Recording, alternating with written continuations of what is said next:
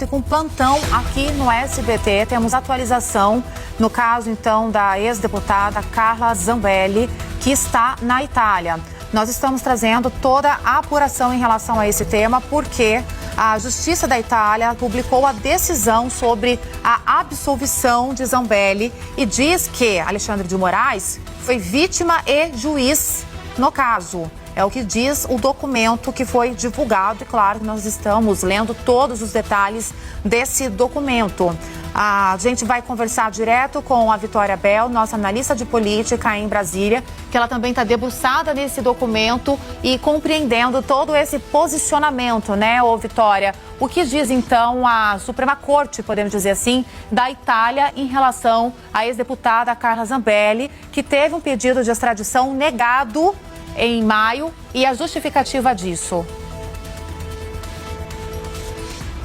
Pois é, Luara, o nosso repórter José Matheus Santos conseguiu esse documento que veio, portanto, da Suprema Corte italiana, mostrando o porquê que a extradição de Carla Zambelli foi negada. E o documento está em italiano, então a gente ainda está lendo de forma um pouco devagar, mas o documento basicamente justifica por que a extradição, a decisão de anular a extradição foi tomada. A Corte italiana, por exemplo, fala que o bem como foi insuficiente a fundamentação ao acúmulo de funções de vítima, juiz de primeira instância, juiz de segunda instância e juiz de execução na pessoa do ministro Alexandre de Moraes, integrante da Suprema Corte Brasileira, em violação ao princípio da imparcialidade e independência do juiz. Vamos lembrar que Carla Zambelli foi para a Itália depois que o ministro Alexandre de Moraes justamente a condenou a 10 anos de prisão em regime fechado por contratar o hacker Walter Delgatti para invadir o sistema do judiciário